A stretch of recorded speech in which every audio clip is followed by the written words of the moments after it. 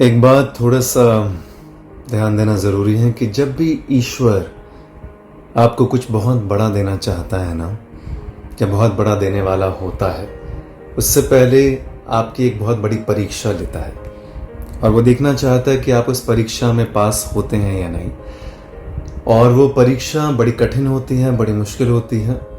शायद किसी आसपास के इंसान जो आपके लव्ड वंस हैं उसमें से किसी की मृत्यु हो सकती है, कोई बहुत बड़ा एक्सीडेंट हो सकता है, कि कोई भी किसी भी प्रकार की कोई ऐसी ट्रेजेडी जो आप बर्दाश्त ना कर पाए, लेकिन आप फिर भी उसे अपने जहन में समेट के एक लीप ऑफ फेथ लेके ईश्वर और यूनिवर्स पर विश्वास रख के जीवन में अगर आप आगे बढ़ते हैं तो वो आपका परीक्षा में पास होना होता है।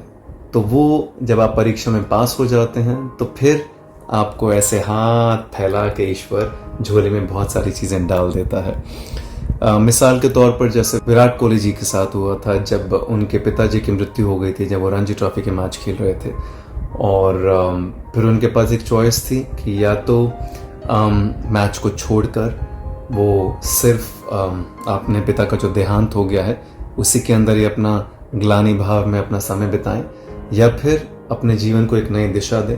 थोड़ा सा उठें, खड़े हुए, हिम्मत जुटाएं, हौसला रखें और जो कर्म करना है, जो कार्य करना है, जिसके लिए जन्म हुआ उसे करें, अपने धर्म को निभाएं और जीवन में आगे बढ़ें।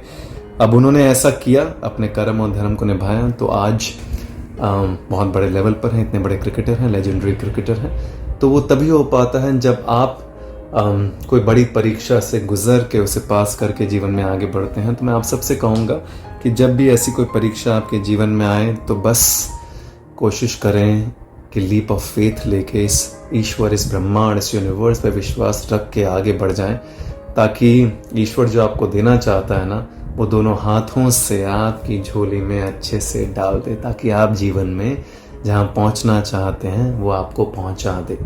बस इतना ही याद रखिएगा। Whenever something happens, any tragedy, any tragic incident happen, that basically means it is leading somewhere.